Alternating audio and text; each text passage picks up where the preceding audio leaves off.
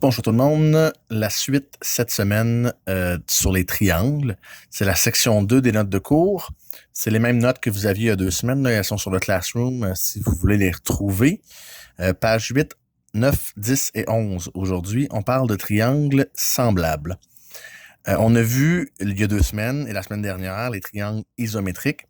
Les triangles isométriques, c'est des triangles qui avaient exactement les mêmes mesures, c'est-à-dire les côtés mesuraient la même chose, les côtés homologues mesuraient la même chose, et les angles homologues mesuraient la même chose. Cette semaine, on voit les triangles semblables. Le concept de triangle semblable, c'est des triangles qui ont encore une fois les mêmes angles, mais les côtés, au lieu d'être exactement les mêmes, on va dire qu'ils sont proportionnels. Ce que ça veut dire en gros, c'est que si un triangle, par exemple, le côté homologue à AB, c'est DE ici. Si AB est 2 fois plus grand que DE, ben si les triangles sont semblables, BC va être 2 fois plus grand que EF, puis AC va être 2 fois plus grand que DF. Donc le triangle est 2 fois plus grand. Toutes les mesures sont le double. Donc, ils ont la même forme, on peut voir, mais il y en a un qui est un agrandissement ou une réduction de l'autre. Ça, c'est des triangles semblables. Donc, ils n'ont pas exactement les mêmes mesures. Ils sont juste proportionnels. Alors, c'est l'exemple qu'on donne ici. En comparant, comme je vous disais, c'est le double. Donc, 4,3, c'est la moitié de 8,6. 2,5, c'est la moitié de 5. 6,1, c'est la moitié de 12,2. Et tous les angles homologues sont équivalents, sont congrus ou isométriques. Donc, on peut dire que les deux triangles sont semblables et ça s'écrit comme ça ici avec la petite vague au centre. OK? Donc, c'est le triangle ABC est semblable au triangle DEF. OK? Et on essaie de nommer les triangles semblables, tout comme les triangles isométriques, par leur sommet homologue. Fait que si on le nomme ABC, on va partir du sommet homologue à A, puis on va s'en aller dans la même direction pour le nommer. Donc, si lui, c'est ABC, lui, c'est DEF. On ne dira pas que lui, c'est ABC, puis que lui, c'est DFE. C'est bizarre. OK? On y va dans le même sens. Donc, voilà pour ça. Page 9. Les conditions minimales de similitude des triangles. Alors, tout comme pour l'isométrie, on n'a pas besoin de connaître les 6 mesures, c'est-à-dire les 3 angles et les 3 côtés de 2 triangles pour déduire qu'ils sont semblables. On a besoin seulement d'un minimum d'informations pour pouvoir dire que tout le reste est aussi semblable. Et ces conditions-là ressemblent beaucoup à celles des triangles isométriques, mais c'est pas tout à fait les mêmes, donc il va falloir s'ajuster. Il y en a 2 qui sont les mêmes, c'est la troisième qui est pas pareille. Donc la première condition, CCC, et de la même façon que pour les triangles isométriques, la condition CCC compare les 3 paires de côtés homologues. Mais maintenant, au lieu de vérifier si un côté est égal à son côté homologue, on va vérifier si le rapport des paires de côtés homologues est le même. Donc, si on avait juste le AB, par exemple avec le DE, on pourrait pas dire grand-chose. OK? Il faut comparer les rapports. Donc, par exemple, si AB, c'est le tiers de DE ou DE, c'est le triple de AB, ça dépend dans quel sens on le regarde, pour être semblable, il faudrait que les autres aussi soient le triple. Donc, si ça, c'est le triple de ça, il faudrait que je vienne voir ici, est-ce que 3,9, c'est le triple de 1,3? Oui. Est-ce que 10,5, c'est le triple de 3,5? Oui. Dans ce cas-là, par CCC, les triangles vont être semblables. Vous voyez ici, je fais les comparaisons de côté homologue. Donc, je compare AB avec DE, je compare BC avec EF, je compare AC avec DF. Et je me rends compte que le rapport, c'est toujours le même dans les 3 cas. Dans ce cas-là, par CCC, mes triangles vont être semblables. De la même façon, j'ai le cas de similitude CAC. Dans ce cas-là, je vais vérifier seulement 2 rapports, mes 2 côtés. Et si l'angle entre les 2 est aussi isométrique, je vais pouvoir conclure que mes triangles sont semblables. Donc ici, je vérifie que 6 par rapport à 3, c'est bel et bien la même chose que 7 par rapport à 3,5. Et là, il faut faire attention, tout comme pour les triangles isométriques, la position de l'angle est importante. Donc si j'ai un côté de 3 et un de 3,5, c'est l'angle entre les 2 qui me permet d'utiliser la condition CAC. Si l'angle est n'importe où ailleurs, ça ne fonctionne pas. Donc ici, par CAC, je peux affirmer que les 2 triangles sont semblables. Et la dernière condition, si vous vous souvenez, pour les triangles isométriques, c'était ACA. Là, on n'a pas besoin du côté entre les 2. On a juste besoin des 2 angles. En fait, si les 3 angles sont isométriques, les triangles sont semblables. Mais comme vous savez, dans tous les triangles, la somme, c'est 180. C'est ce qu'on vous explique ici. Ben, j'ai juste besoin d'en savoir 2. Si j'en sais 2, nécessairement le 3e, c'est le même. Parce que dans les deux cas, je fais 180 moins ces deux-là, 180 moins les deux mêmes, ça donne le même troisième angle. Donc, j'ai pas besoin de le vérifier, c'est sûr que c'est bon. J'ai à vérifier les deux autres. Donc, si j'ai deux triangles qui ont deux paires d'angles homologues qui sont isométriques, ben, je peux dire que les triangles sont semblables. C'est ma troisième condition minimale de similitude de triangle. Ce que ça donne, ce que ça a comme effet, bon, premièrement, l'histoire du 180 dont je viens de vous parler, mais aussi, ça a comme effet que si je trace une droite parallèle à un des côtés dans un triangle, OK, qui le traverse, ben, je viens de former deux triangles semblables, le petit et le gros. Tout simplement parce que si ces deux droites-là sont parallèles, ces deux angles-là sont correspondants. On a vu ça au début du chapitre. Ces deux angles-là aussi sont correspondants. Et cet angle-là, ben, c'est le même dans les deux triangles. Donc, par AA, n'importe quelle paire, j'aurais que mes deux triangles sont semblables. Et ça, c'est une configuration qui revient souvent, donc il faut s'en souvenir.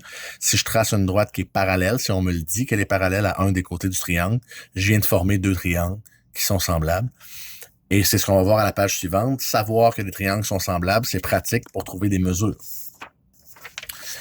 Donc, dernière page de notes, la recherche de mesures manquantes dans un triangle, dans des triangles semblables.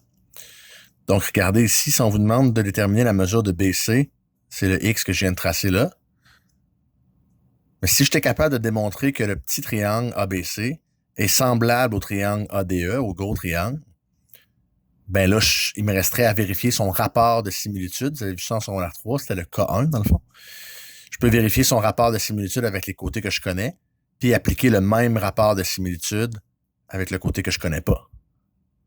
Mais d'abord, il faut que je m'assure que les triangles sont semblables, parce que s'ils sont pas semblables, ben les côtés n'auront pas tous le même rapport de similitude. Par contre, s'ils sont semblables, ben le rapport entre deux côtés va être le même qu'entre deux autres côtés. C'est ça des triangles semblables.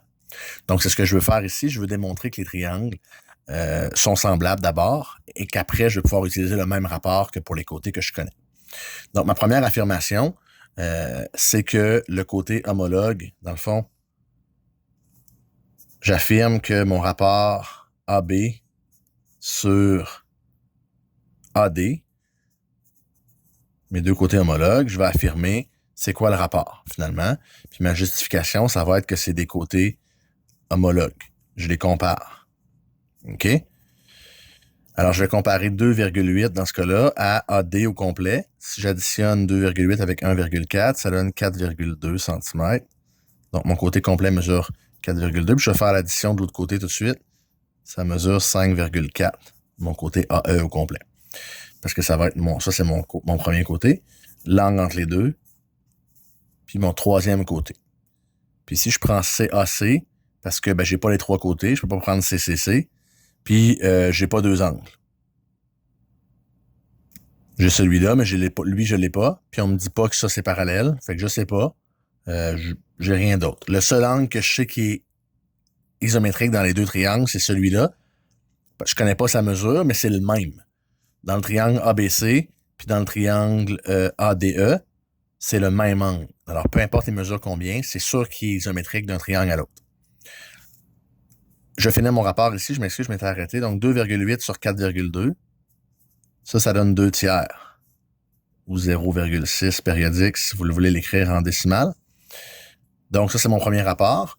Là, il faudrait que j'ai vérifié que mon deuxième rapport, c'est le même de l'autre côté, avant de continuer pour rien. Donc, mon C ici, je vais vérifier que 3,6, je vais écrire mes lettres avant, pardon, que mon AC sur AE,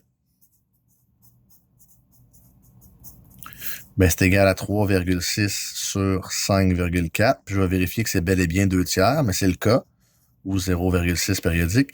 Donc, mes rapports sont corrects. Encore une fois, ici, c'est parce que je compare des côtés qui sont homologues. Et finalement, mon angle, ben, je vais dire que mon angle CAB, il est isométrique avec l'angle EAD. Puis pourquoi je peux dire ça? Ben, c'est le même. Je peux écrire c'est le même angle. OK? C'est ça ma justification. C'est sûr que c'est égal, c'est le même. Et là, mon affirmation finale, c'est que le triangle ABC est isométrique, pas isométrique, pardon, semblable, est semblable au triangle ADE. Ma justification, c'est par CAC. Hein, je viens de le démontrer en haut. Et maintenant que je sais ça, ben dans les triangles semblables, les côtés homologues ont tous le même rapport. Donc, j'ai trouvé que mon rapport, c'était 2/3 entre mes côtés homologues que je connais. Ça va aussi être 2/3 entre les autres côtés. Donc, ce que je sais, c'est que x sur 5,1, hein, mon rapport de côté homologue final, ben, va être égal à 2/3. Et là, j'ai une belle situation de produit croisé. Donc, je vais faire 3 fois x qui est égal à 2 fois 5,1. Donc, je vais avoir 3x est égal à 10,2.